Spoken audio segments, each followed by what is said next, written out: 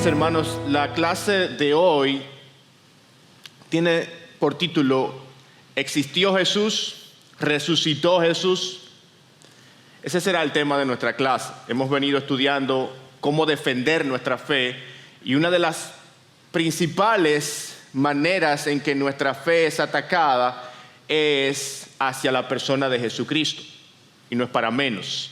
Satanás está muy interesado en desmeritar, sino dejar de lado en todo la obra de nuestro Señor Jesucristo. Ahora bien, yo quisiera empezar con la primera pregunta. ¿Existió Jesús?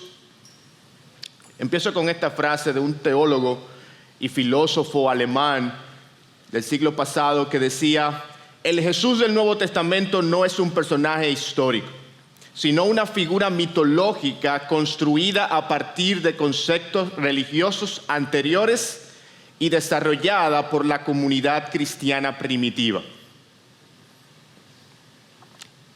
¿Qué diríamos a eso? ¿Cómo responderíamos este tipo de argumento? Mis hermanos, si bien es cierto que esta no es la opinión generalizada de la academia, de la crítica, realmente la existencia de Jesús está más que demostrada, pero no es inusual que las personas de una u otra índole o contexto cultural o sociológico ataquen la historicidad de Jesús. No es inusual este tipo de ataques. La pregunta es, ¿qué vamos a hacer al respecto? ¿Cómo vamos a responder a este tipo de afrenta? Bueno, al igual que como hicimos en la clase pasada cuando hablamos de la veracidad de las Escrituras, de la inspiración de la Biblia, la historicidad de Jesús se entiende principalmente a través de las fuentes confiables que tenemos. De hecho, los historiadores determinan la historicidad de cualquier persona de la historia a través primariamente de fuentes confiables. Y en el caso de Jesús, esa fuente confiable es el Nuevo Testamento. Mis hermanos, el Nuevo Testamento, como decíamos la semana pasada, es un documento históricamente confiable. Yo no voy a entrar en todo lo que hablamos la semana pasada, pero a modo de repaso o de visión general, creemos en que el Nuevo Testamento es un documento confiable por una variedad de razones que yo quiero solamente mencionar y presentar en la pantalla. Hay 12 grandes razones que podríamos citar. En primer lugar, contribuyeron a ello múltiples fuentes, es decir, no fue un solo autor, no estamos hablando de un solo personaje que escribió todo el documento, estamos hablando de varios personajes de distintas clases o niveles culturales.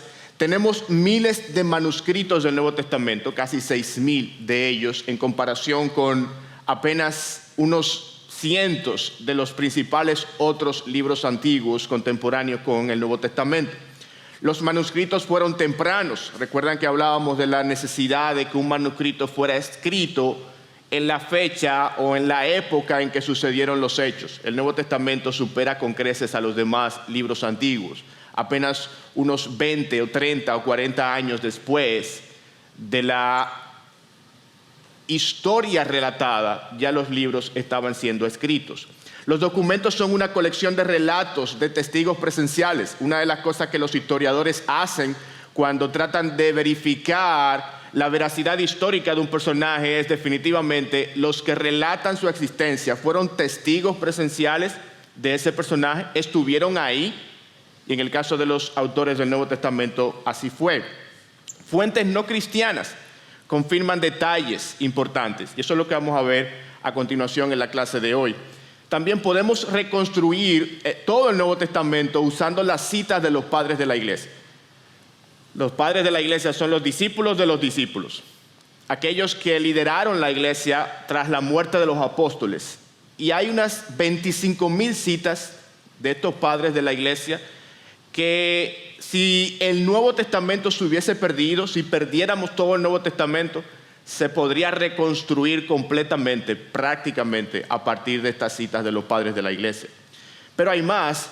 Las evidencias históricas y arqueológicas también confirman el relato del Nuevo Testamento. Otra cosa importante es que cumple profecías asombrosas. Obviamente, las profecías van a ser creídas desde el punto de vista de la presuposición del lector, como decíamos en una primera clase. Otra cosa importante es que contiene detalles embarazosos. Una de las cosas que los historiadores hacen también cuando estudian un texto antiguo y tratan de discernir si es veraz o no, es si en este texto hay cuestiones que avergüenzan o avergonzarían a los lectores. En el caso del Nuevo Testamento hay muchísimas. Por ejemplo, la negación de Pedro. El hecho de que ellos escribieran de esa manera, con transparencia, sin ocultar detalles vergonzosos, es un aporte a su veracidad. Por otro lado, incluye los dichos difíciles de Jesús. Por igual, nadie que quiere inventar una religión o una filosofía traza o presenta aspectos tan difíciles de cumplir como los que presenta el Nuevo Testamento. Jesús, por ejemplo, dice: el que codicia a una mujer en su corazón ya adulteró con ella. Ya adulteró. Ese tipo de inventos no es el que atrae la atención de la gente. Los historiadores toman eso en cuenta también. Además del hecho de que existe una cadena de custodia que confirma los textos bíblicos. Un autor, por ejemplo, Warner Wallace, que tiene un libro titulado El caso Cristianismo, caso resuelto, él traza una línea entre los apóstoles, por ejemplo, Pablo o Pedro, los discípulos de los apóstoles como Policarpo, Papías, Clemente y demás, Ignacio, hasta los primeros grandes manuscritos del Nuevo Testamento, como el Códice Sinaítico o el Vaticano. Es importante esta especie de cadena de custodia porque hace que los historiadores confíen en la veracidad del documento porque se preservó correctamente. Y por último, contiene coincidencias no deseadas. No tengo el tiempo de desarrollar esta parte, pero la idea con esto es que los historiadores buscan aspectos del relato corroborados por uno y otro autor, sin la intención de hacerlo. Hay una coincidencia no deseada, por ejemplo, en los evangelios, cuando uno de ellos dice que Jesús estaba en el patio del templo, del sumo sacerdote, y uno de los guardias le decía: profetiza a Cristo quien te ha golpeado. Lo golpeaban y le decían: profetiza a quien te ha golpeado. Y usted lee el relato en ese evangelio en particular y dice: qué de dramático, qué de asombroso tiene profetizar quien te ha golpeado cuando tú lo tienes al frente. Bueno, es cuando tú lees el otro evangelio que te das cuenta que le vendaron los ojos previamente. Un evangelio confirma al otro sin necesariamente tener la intención de hacerlo, nombrando o especificando aspectos incidentales.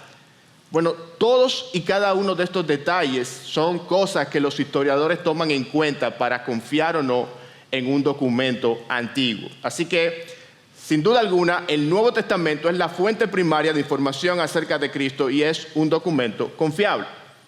Ahora bien, ¿hay fuentes extra bíblicas, extra Nuevo Testamento, que den corroboración a la existencia de Jesús? Sí, ciertamente las hay. En los primeros 150 años tras la muerte de Jesús hay unas 10 fuentes no cristianas. Si contamos las fuentes cristianas son más de 40. Pero en los primeros 150 años tras su muerte, 10 autores no cristianos confirman la existencia, la muerte, la sepultura, la resurrección de Jesús de alguna u otra manera.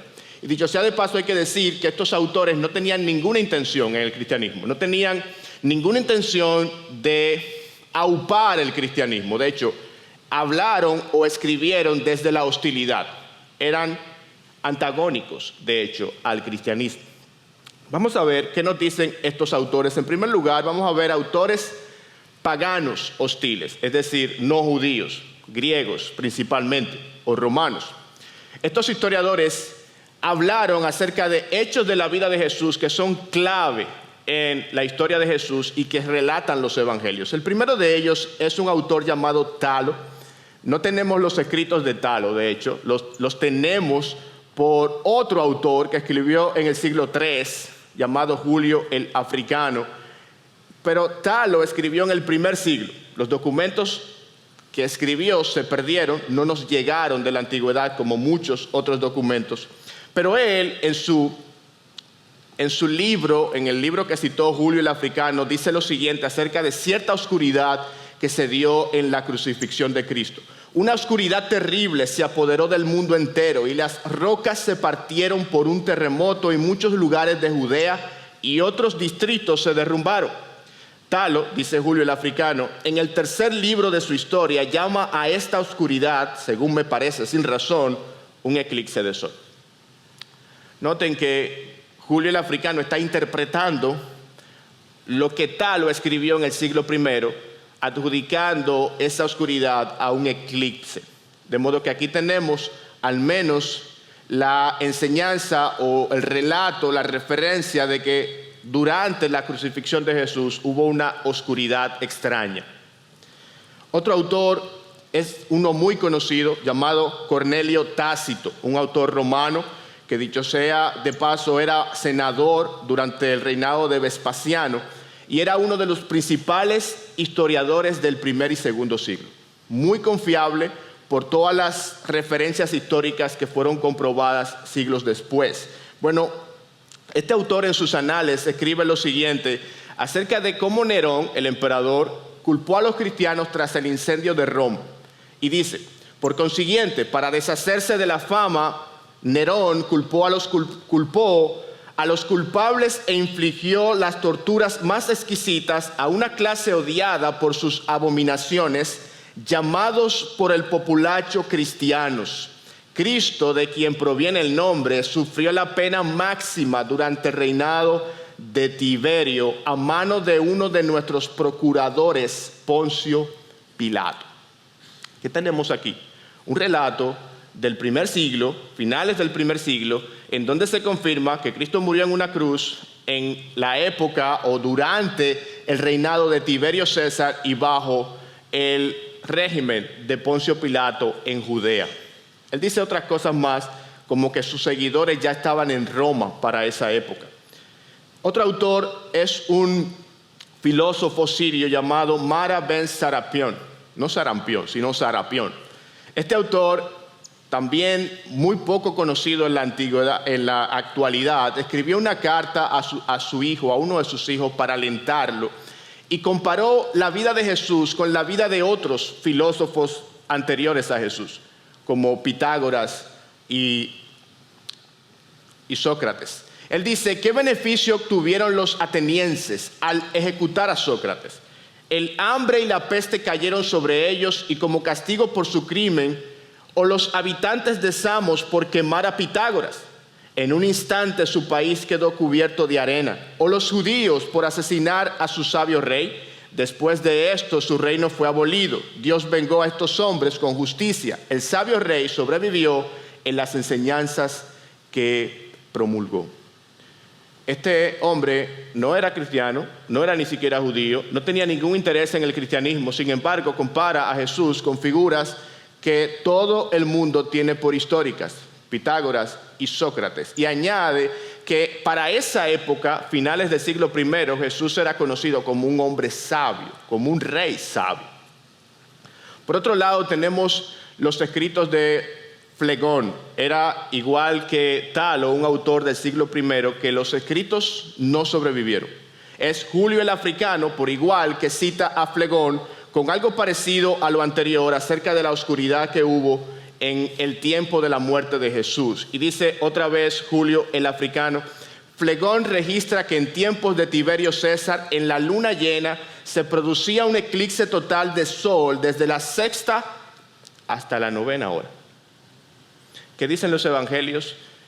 Que fue la hora del eclipse, desde la hora 6ª hasta la hora 9ª. Por otro lado, tenemos autores romanos, como Plinio el Joven, autor de finales del siglo I, que era un funcionario romano. En una carta a uno de los emperadores, a Trajano específicamente, relata las características de esta secta llamada por ellos cristianos. Él dice, ellos, los cristianos, tenían la costumbre de reunirse en un día determinado antes del amanecer. Ese día sabemos que era el día domingo. Cantaban, o cuando cantaban, en versos alternados, un himno a Cristo, como a un Dios. y se comprometían mediante un juramento solemne a no realizar ninguna acción malvada o inmoral. Entre las cosas que encontramos aquí, desde el siglo I, finales del siglo I y principios del siglo II, ya los creyentes era evidente que consideraban a Cristo como Dios. De modo que eso es un argumento fuerte en contra de aquellos que dicen que la invención de la divinidad de Cristo fue una invención tardía, fue algo que sucediera 3 o 4 siglos después. No, para el siglo I ya los cristianos adoraban a Cristo como Señor del universo, tal como los evangelios lo presentan. Esta secta de cristianos que llaman los romanos ya estaba en Roma para esa época y sus seguidores eran conocidos por un alto código moral, al igual que su maestro. Eso nos dice mucho también a nosotros como creyentes. Eran conocidos por estándares morales muy altos, mucho más altos que los de su sociedad. Otro autor romano era Suetonio, que fue un historiador y analista del imperio y escribió la persecución que los cristianos recibieron bajo el emperador Claudio, específicamente entre los años 41 al 54. Y básicamente lo que él hace es mencionar cómo los judíos fueron expulsados de Roma. Dice, como los judíos de Roma causaban constantes disturbios por instigación de Cresto. Algunos dicen que fue un error ortográfico de Suetonio y que lo que realmente quería escribir era Cristo. Y se pudiera inferir que el problema radicaba entre los cristianos y judíos cristianos que no podían ponerse de acuerdo acerca de la persona de Jesús, tal como lo vemos en las cartas de Pablo. Claudio los expulsa de la ciudad de Roma. Eso sucedió en el año 49 después de Cristo. Estamos hablando de unos 15, 16 años después de la muerte de Jesús. Ya los cristianos estaban en Roma y ya Cristo era conocido en Roma, su nombre, su obra. También escribió Suetonio, Nerón castigó a los cristianos, una secta entregada a una nueva y perniciosa creencia religiosa. Estos autores romanos, altamente conocidos en la antigüedad y que hablaron acerca de la vida de los Césares del primer y segundo siglo, mencionaron a Jesús y aspectos importantes de su vida que para cualquier historiador objetivo deberían ser suficientes para confirmar su historia o su historicidad. Otro autor que no fue romano, sino que era un griego, era un satírico, habló en forma despectiva del cristianismo, pero al hacerlo confirmó, de hecho, lo que quería refutar, la historicidad del cristianismo. Luciano de Samosata escribió para mediados del siglo II, los cristianos, como sabéis, adoran a un hombre hasta el día de hoy, el distinguido personaje que introdujo sus nuevos ritos y fue crucificado por ello. Un hombre que no tenía ningún interés en el cristianismo, que al contrario escribía de manera despectiva del cristianismo, pudo haber utilizado su oportunidad de escribir para, si fuera cierto, negar la existencia de Jesús. Sin embargo, lo que hace es que la desprecia, la pone en ridículo, pero no la niega, porque era evidente que Jesús era un personaje histórico ya en el siglo I y II. Y por último, tenemos a Celso. También es un personaje cuyo relato acerca del cristianismo es muy hostil. Él menciona mucho en sus escritos a los evangelios y los menosprecia como relato, como seguidores de un don nadie, en palabras de Celso.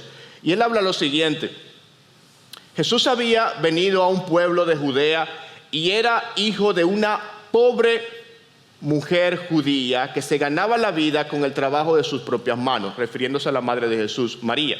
Su madre había sido expulsada de casa por su marido, que era carpintero. ¿A quién se está refiriendo? A José. Al ser condenada por adulterio con un soldado llamado Pantera. Era una tradición o una especie de rumor entre los judíos enemigos del cristianismo que María no había concebido del Espíritu Santo, sino que había concebido de un soldado romano. Y esto se regó. Ahora noten que él no niega que el nacimiento de Jesús fue singular. Lo que él hace es atribuir a ese nacimiento un adulterio. Pero definitivamente, al parecer, para todo el mundo en la época, hubo algo singular en el nacimiento de Jesús. Y añade, al ser expulsada por su marido y vagar de un lado a otro en desgracia, dio a luz a Jesús, un bastardo. Jesús, debido a su pobreza, fue contratado para ir a Egipto. Mientras estuvo allí, adquirió ciertos poderes mágicos de los que los egipcios se enorgullecen de poseer. Regresó a casa muy eufórico por poseer estos poderes y en base a ellos se hizo pasar por un Dios. ¿Qué otra cosa tenemos aquí? Se reconoce que Jesús tenía ciertas habilidades sobrenaturales. No se niegan estas habilidades. Repito, Celso era un escritor antagónico al cristianismo. Sin embargo, él no niega las habilidades que tenía Cristo para hacer milagros. Simplemente dice que esos milagros o esas habilidades se deben a la magia que aprendió en Egipto. Mis hermanos, si un historiador del segundo siglo, unos 40, 50 años después de la muerte de Jesús, no pudo negar los milagros de Jesús, ¿qué nos dice eso? Era muy evidente que Jesús tenía poderes milagrosos. Al igual que Celso, hay otros relatos antagónicos, pero de parte de los judíos, que también confirman el hecho histórico de la existencia de Jesús. El principal relato judío es el de Flavio Josefo. Josefo fue un historiador del primer siglo, nació unos 4 años después de la muerte de Jesús. Era judío, pero de alguna manera traicionó a los judíos, se unió a los romanos y escribió un relato de la historia del pueblo de Israel desde la creación hasta el primer siglo. Flavio Josefo es el historiador más importante que tiene el cristianismo o el judaísmo, del primer siglo.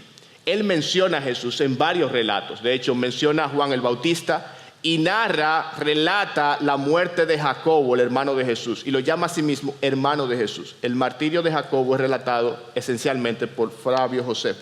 Ahora, la cita de Josefo más importante es la que está en la pantalla, lo que se conoce como el testimonio flaviano. Si bien es cierto que algunos dicen que este testimonio ha sido adulterado con el paso de los siglos, entienden algunos que algunos cristianos de diferentes lugares y épocas añadieron frases a este testimonio. El que está en pantalla es lo que se piensa que es el original, es la esencia de lo que Josefo escribió. Y dice lo siguiente: en aquella época vivía Jesús, un hombre sabio que hacía obras maravillosas y enseñaba a los que aceptan la verdad con alegría. Conquistó a muchos judíos y a muchos griegos. Pilato, al oír que lo acusaban los dirigentes entre nosotros, lo condenó a la cruz. Pero los que lo habían amado primero no dejaron de amarlo. Hasta el día de hoy, la tribu de los cristianos que lleva su nombre no ha desaparecido. Otra vez confirma que Jesús vivió en la época de Pilato, que fue crucificado por instigación de los líderes judíos, tal como lo dicen los evangelios, y que sus seguidores se mantuvieron firmes tras su muerte. El último de los testimonios que quisiera mencionar es el Talmud judío.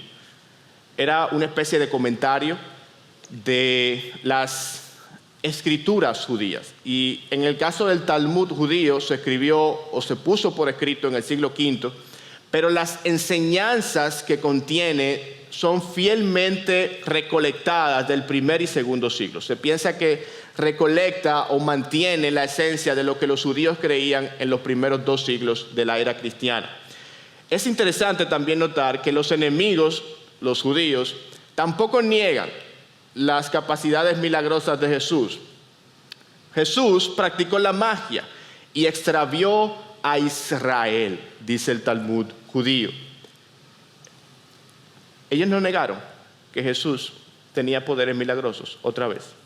Y en el más amplio de los relatos del Talmud acerca de Jesús, dice: se enseñó el día antes de la Pascua, colgaron a Jesús, un heraldo fue delante de él durante 40 días proclamando: será apedreado porque practica magia y sedujo a Israel para que se extraviara. Que cualquiera que sepa algo a su favor se presente y abogue por él. Pero no se encontró nada a su favor y lo colgaron el día antes de la Pascua. Aquí añaden que el día de la crucifixión fue ciertamente el día antes de la Pascua.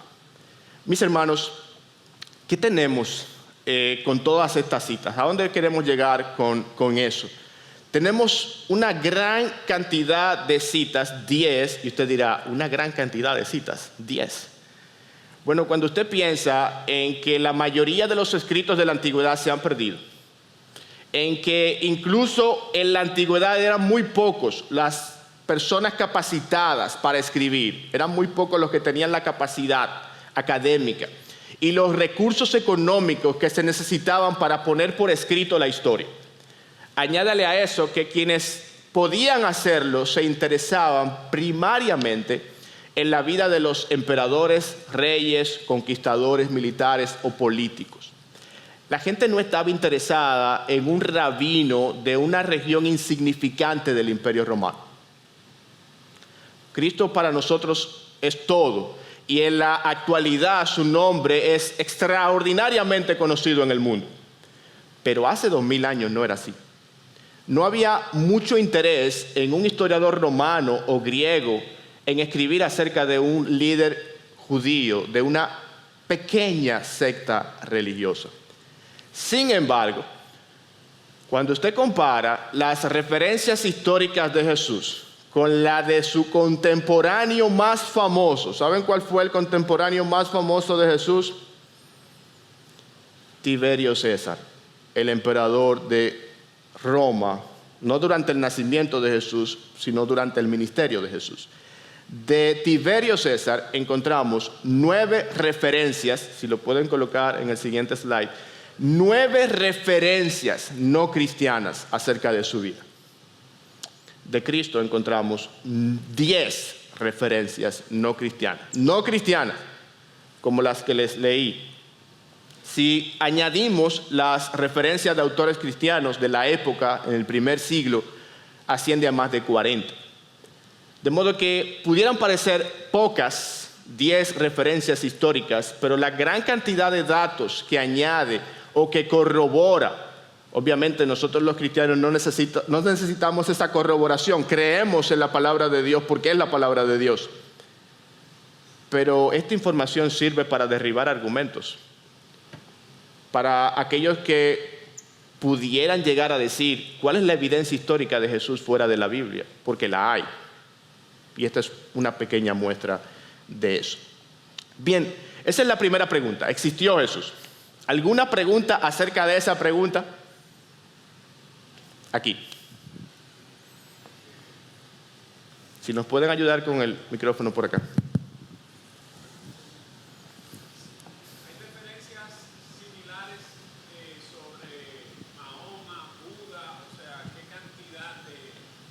En el caso de Mahoma vivió 5 siglos después de Jesús realmente, o sea que está mucho más cerca de nosotros. Hay referencias. Buda un poquito más hacia atrás, pero las referencias son pocas porque el budismo, por ejemplo, no hace tanto énfasis en la historia. Ellos no se detienen, para ellos no es trascendental la historia, al contrario del cristianismo que está enraizado en la historia. Allá.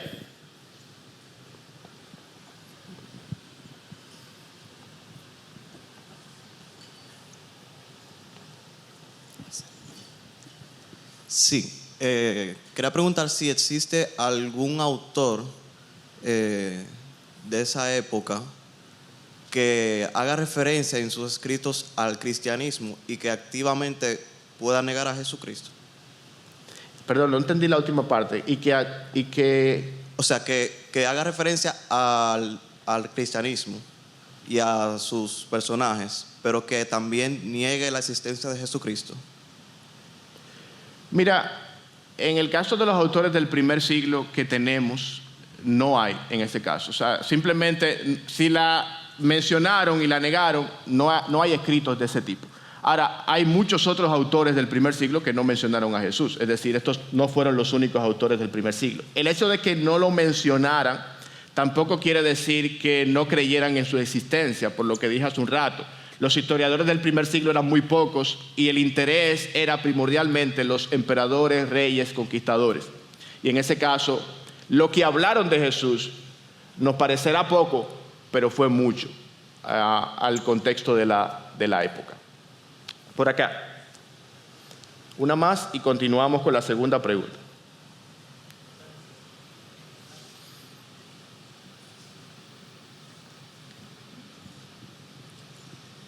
¿Habrá alguna relación entre lo que decían que Jesús fue a estudiar magia a Egipto con lo que hablan de los 18 años que no se sabe nada de Jesús, desde los 12 años hasta los 30, cuando entró en ministerio? ¿Habrá alguna relación en eso? Bueno, la Biblia dice que Jesús fue a Egipto. Dejemos eso claro.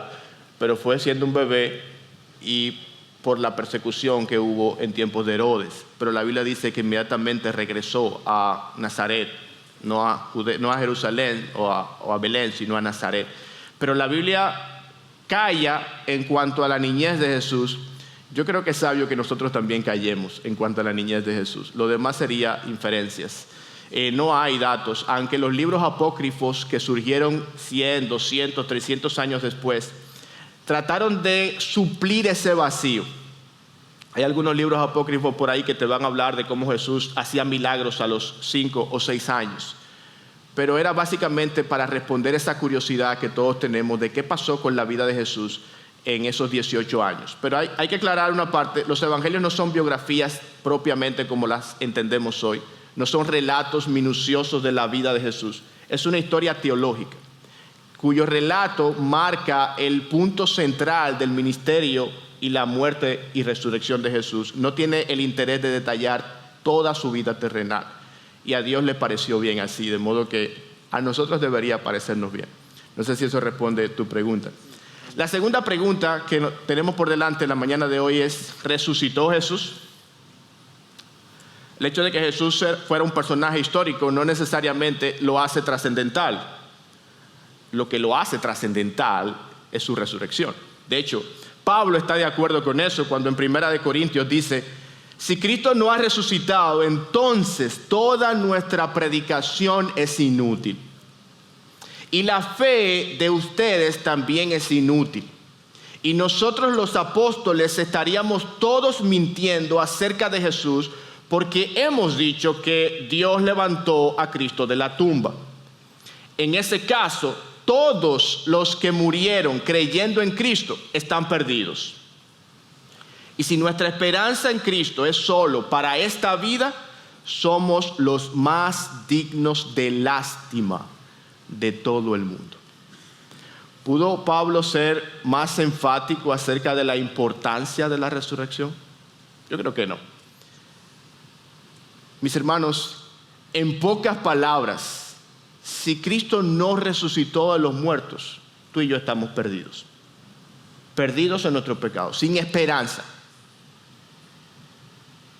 Nos estamos jugando la vida, literalmente nos estamos jugando la vida sobre la verdad de que Cristo resucitó de los muertos. ¿Qué tan seguros podemos estar de eso? La mayor seguridad de eso la tenemos en nuestra experiencia personal con Jesús. Jesús es una persona y la forma de conocer a una persona es relacionarse con una persona. Y nosotros hemos creído que Cristo se levantó de los muertos porque se nos ha manifestado a nosotros.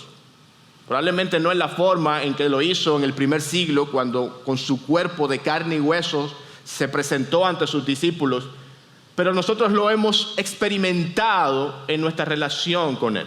Él está vivo y obra en nuestras vidas. Y esa forma de conocimiento es perfectamente suficiente para estar confiados. Ahora, eso no significa que no haya una línea de argumentación que nos permita establecer hechos históricos que demuestran que Jesús resucitó. Tengo una mano alzada por allá, Pastor Eric.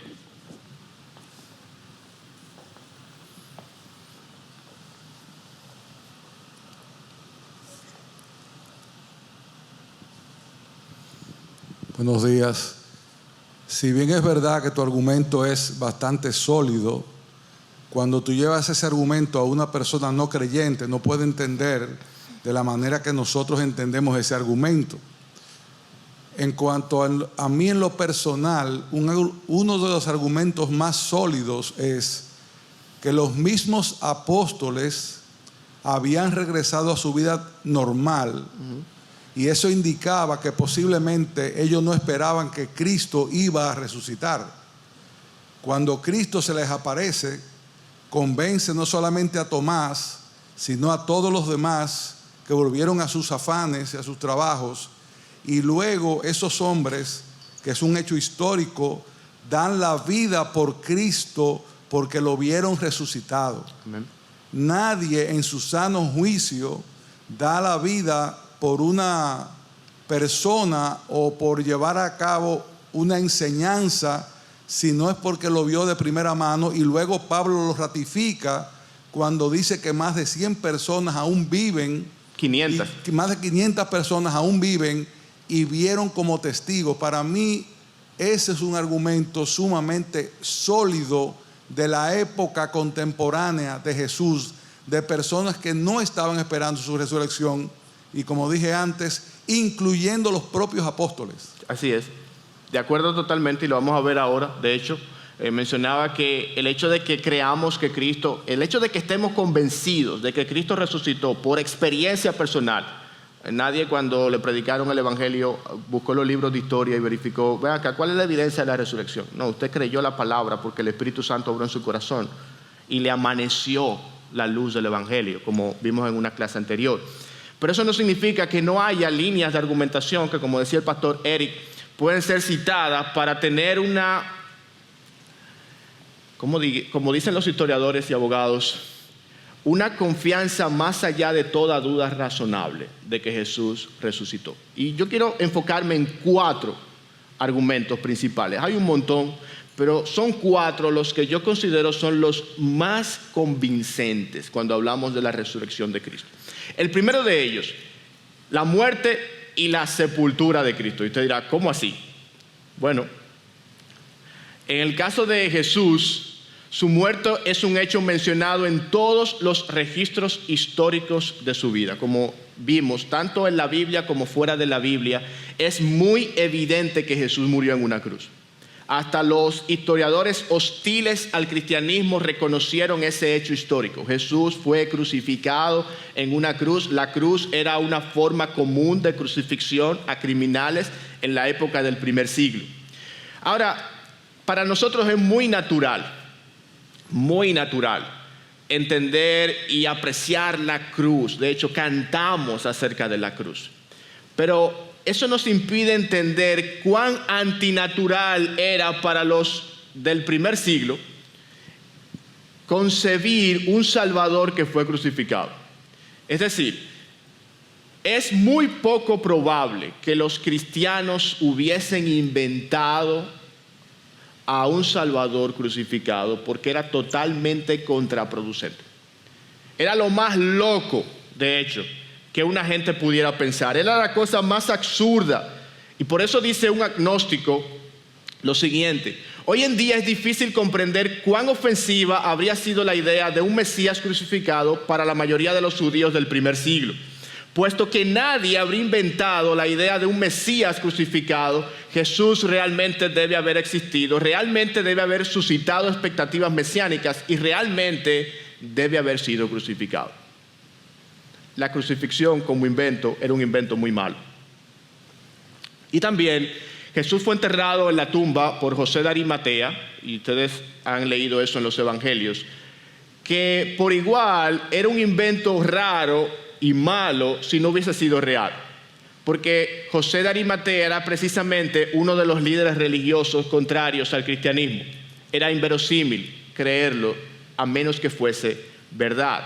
Estas son algunas de las razones por las que la muerte y la sepultura de Jesús es un hecho que está sustentado históricamente y es confiable más allá de toda duda razonable.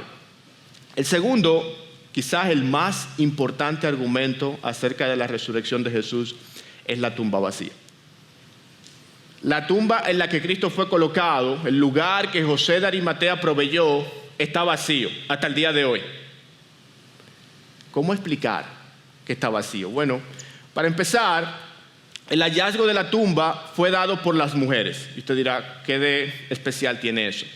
Por igual hubiese sido un invento raro si hubiese sido mentira, porque las mujeres eran precisamente las que tenían menos credibilidad para asuntos de este tipo. De hecho, Josefo, el historiador que mencionaba hace un rato, llegó a escribir que no usaran mujeres en un tribunal porque su testimonio no era válido. Los judíos no utilizaban mujeres como testigos, algo que la Biblia obviamente no avala. Pero el punto es que el hecho de que fueron las mujeres las que reportaron ver a Jesús primeramente, hace que los historiadores confíen en la transparencia y apertura del escrito, es decir, en la honestidad de quienes están escribiendo. No tuvieron temor de escribir hechos vergonzosos. La acusación de robo de los líderes judíos, los discípulos robaron el cuerpo, ya eso presupone que la tumba estaba vacía. Porque si la tumba no hubiese estado vacía, ¿para qué decir que los discípulos lo robaron en primer lugar? El hecho, mis hermanos, de que Jesús fue enterrado y que el domingo el cuerpo de Jesús no estaba en la tumba, es un hecho que tiene que ser explicado por otra alternativa que no sea la resurrección y que sea más creíble que esa. Y vamos a ver en un momento cuáles son algunas de esas otras alternativas. Pero la tumba vacía, en mi criterio, representa un argumento poderoso acerca de la existencia o la realidad de la resurrección de Jesús. El tercer argumento también es muy importante. Hemos visto en la sepultura y la muerte de Jesús, la tumba vacía, pero el tercero es la creencia de los judíos, o de los apóstoles, de los discípulos. Los apóstoles, como decía el pastor Eric, estaban derrotados, apesadumbrados y todo menos envalentonados la noche de la resurrección. Es decir, estaban asustados. Sin embargo, drásticamente cambiaron de ser escépticos a creyentes dispuestos a morir por su fe. ¿Cómo explicar eso? ¿Cuál es la explicación más razonable a ese cambio trascendental? Por otro lado, el judaísmo no esperaba una resurrección corporal antes del juicio final. En la doctrina judía no se anticipaba una resurrección antes que la gran resurrección de los justos. Es decir, que los judíos no estaban a la expectativa de que eso iba a suceder.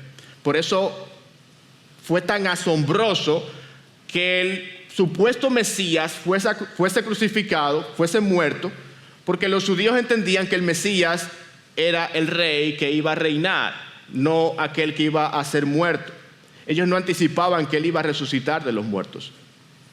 Y por otro lado, el relato o las apariciones que se mencionaban hace un rato en 1 Corintios capítulo 15, donde Jesús se dice que apareció a más de 500 personas al mismo tiempo, son relatados por Pablo en Corintios, cuyo escrito data del siglo I, década del 50. Estamos hablando de que pasaron no más de 20 años entre el escrito de Pablo y la resurrección de Cristo. Y Pablo dice, muchos que lo vieron resucitar, más de 500 están vivos. Esa es una declaración audaz, 20 años después de los hechos. Porque si hubiese sido mentira, cualquiera podía decir, momento, ¿dónde fue eso? ¿De qué tú estás hablando? O por el contrario decir, pero ¿de qué tú hablas? Mira la tumba de Jesús aquí, todos la conocen, ahí está su cuerpo. Eso es interesante. En cuarto lugar, una argumentación, yo quisiera leer una cita. La cita no está, pero la tengo aquí. Nada podría ser más absurdo que la proposición de que un número de hombres se unieron, repudiaron la antigua fe de sus padres, cambiaron completamente su modo de vida, se volvieron austeros en la profesión y práctica de principios de virtud, pasaron toda su vida proclamando ciertas verdades a la humanidad y luego sufrieron la muerte de mártires, todo por causa de una religión que sabían que era falsa. Como decía el pastor Eric, los discípulos murieron por algo que ellos tenían la certeza de que era verdad. Y se puede establecer un paralelo con gente que muere hoy día por sus creencias. Y decíamos la semana pasada, ¿qué tal de los musulmanes que mueren y que se suben a los aviones? ¿Eso es verdad porque ellos mueren por eso? La gran diferencia, como decíamos, es que los musulmanes no tienen manera absoluta de saber que era verdad lo que ellos escribieron o lo que les escribieron. Los discípulos experimentaron en carne viva el evento. Ellos podrían saber ciertamente si era mentira o era verdad. Y el hecho de que todos los apóstoles murieron por su fe, sin excepción, como mártires, que ninguno de ellos se volvió atrás, que ninguno de ellos dijo, realmente era un engaño. No, era un engaño. Todos murieron por algo que tenían absoluta certeza de saber si era verdad o mentira. Y eso es un argumento importante. Pero en cuarto lugar, yo quisiera mencionar, si puedes colocar por favor el cuarto, la conversión de los escépticos.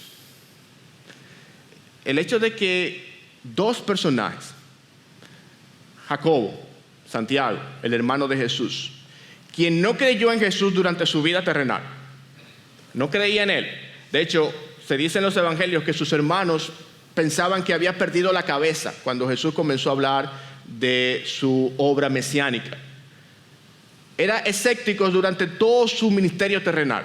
Sin embargo, en Hechos encontramos a Santiago como uno de los principales líderes de la iglesia primitiva.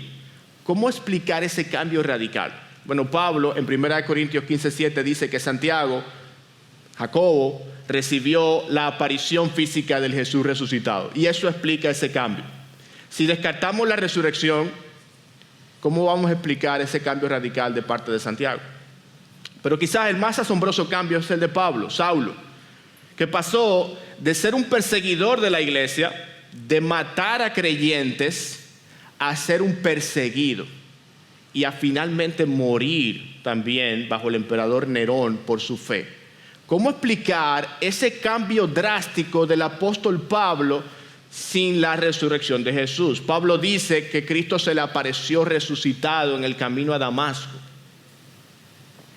Estos cuatro argumentos, la muerte y sepultura de Jesús, la tumba vacía, la creencia de los discípulos, que dicho sea de paso, el cristianismo creció, se multiplicó en el mismo lugar en el que semanas antes acontecieron los hechos de la muerte de Jesús. Unas semanas después de que Jesús fuese crucificado, más de 5,000 personas se añadieron a la iglesia. Es insólito si eso hubiese sido una mentira, donde cualquier persona de Jerusalén, de Belén, podía ir a la tumba de Jesús, verificar que estaba allí su cuerpo. Y más aún, que hubieran pensado aquellos que, ¿cuál es Jesús? Aquí no hubo ningún Jesús en primer lugar.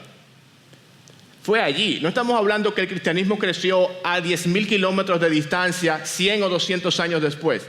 Fue en el mismo lugar de los hechos semanas después, donde todas las personas podrían corroborar. Ahora bien, mis hermanos, estamos casi terminando y quisiera que ustedes hicieran un ejercicio antes de terminar.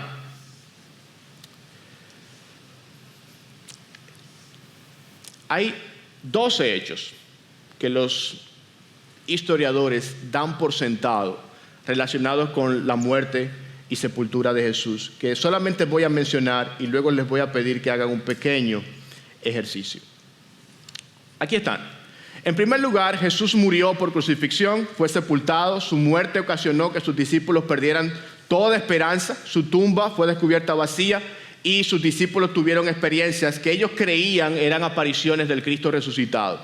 Los discípulos sufrieron una transformación de cobardes a valientes, eso lo vimos. Y los siguientes son, si puedes colocarlo, este mensaje fue el centro de la predicación de la iglesia primitiva, como había dicho, es proclamado semanas después en el lugar de la muerte.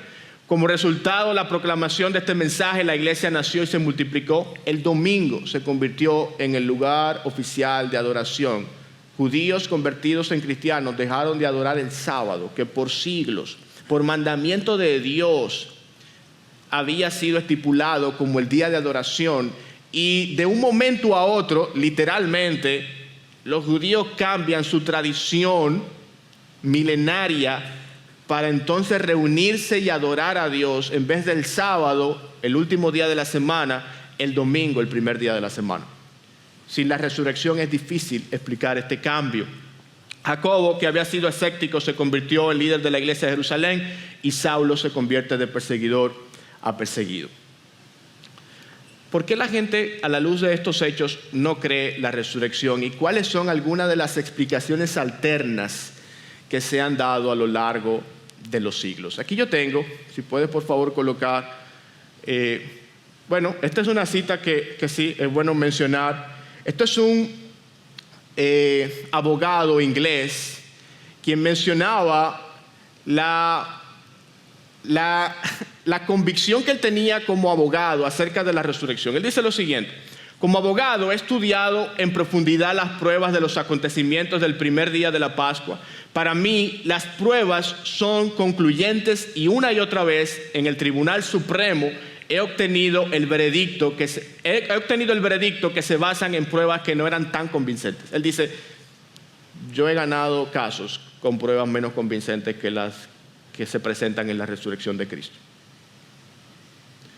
Bajo el examen de un observador objetivo, estas pruebas deberían ser suficientes. Sin embargo, notamos en la historia que se han dado explicaciones alternativas a la resurrección. ¿Y cuáles son algunas de ellas?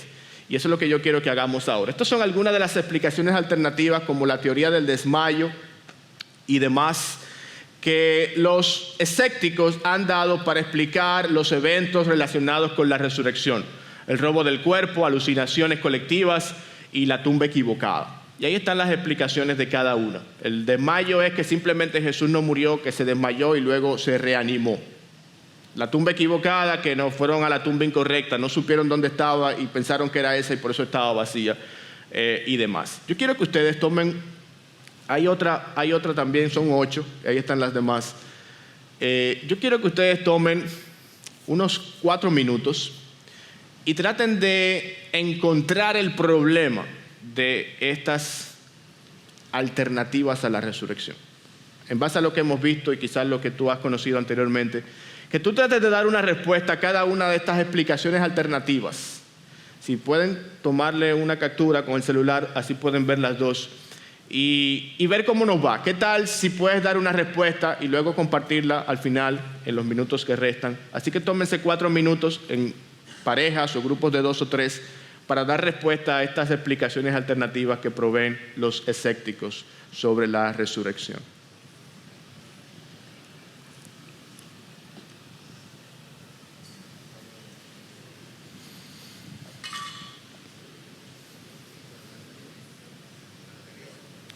Si puedes poner la anterior, exacto, ahí está.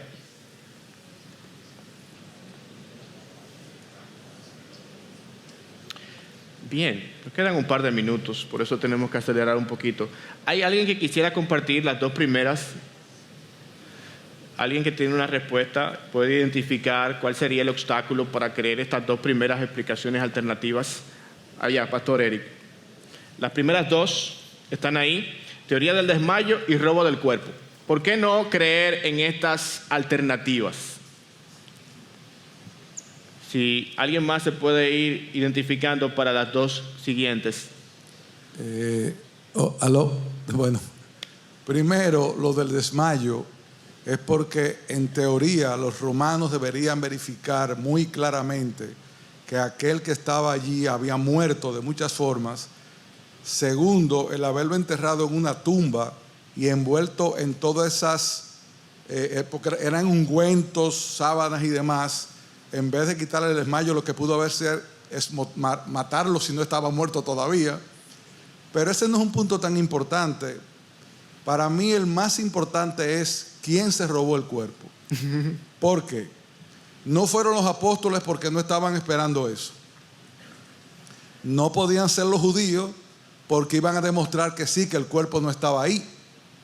No podrían ser los romanos, porque los que estaban cuidando la tumba iban a pagar con su vida si permitían que la tumba fuera abierta y fuera robado el cuerpo.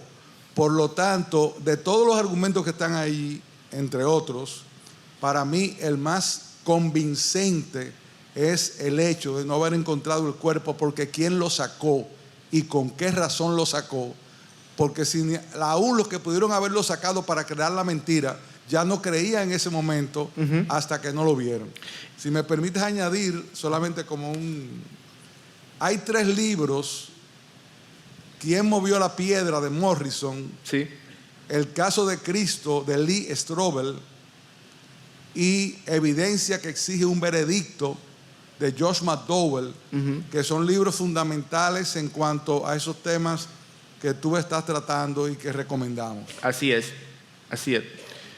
Hay otros un poquito más técnicos, como el de Thomas Wright, que es La resurrección de Cristo, que es bastante amplio, una enciclopedia prácticamente. Con relación a lo que dice el pastor Eric, imagínense que Cristo finalmente se desmayara, luego se reanimara, se levantó de la tumba, abrió la piedra, venció a los guardias. Imagínense las condiciones en las que él estaba. ¿Qué tipo de inspiración hubiesen tenido los discípulos de seguirlo? ¿Ese es el tipo de Salvador por el cual tú estarías dispuesto a dar tu vida en las condiciones en las que se encontraba? Acá, mi hermano. Para mí, el argumento más impactante de la resurrección de Cristo es el testimonio que dan sus mismos enemigos. Los guardias que custodiaban la tumba vieron a Jesús resucitado y se lo dijeron a los jefes: no digan eso, digan que fue que ustedes se durmieron, y que los discípulos, aprovechando que estaban dormidos, se llevaron el cadáver y nosotros los pondremos a salvo si el gobernador lo sabe. O sea, esa gente perdieron la única oportunidad que tuvieron de ser salvos. Vieron a Jesús resucitado, que ya no era por fe sino por vista, y así lo negaron. Así es. Finalmente, porque el tiempo se nos va, bueno, Alexis, que tenía la mano, brevemente. Bueno, las siguientes alucinaciones y tumba equivocada, en cuanto a las alucinaciones, es improbable, porque entonces todos los que tuvieron esas alucinaciones debían coincidir en La el misma relato. alucinación. Exactamente, o sea que eso Lo se cual cae. no es científicamente posible. Exacto. Y en cuanto a la tumba equivocada, es muy complicado eso, porque cuando las mujeres llegaron, estaban los ángeles ahí y el ángel que había movido la piedra, y era imposible que se hubiesen equivocado, porque habían señales, la piedra, los guardias y cosas así para Había un equivocar. sello romano. Un sello romano, exactamente. Y de hecho eso no explica la conversión de los escépticos. Es decir, ok, fueron a la tumba equivocada, está vacía, resucitó, gloria al Señor. No, Ajá, exacto. ¿y cómo se convirtió Pablo? ¿Y cómo se convirtió Jacobo? ¿A quién fue que vieron? Exacto. Es decir, que son muchas cosas que requieren explicación, y la explicación más coherente con los hechos es que Cristo ha resucitado entre los muertos, gloria al Señor.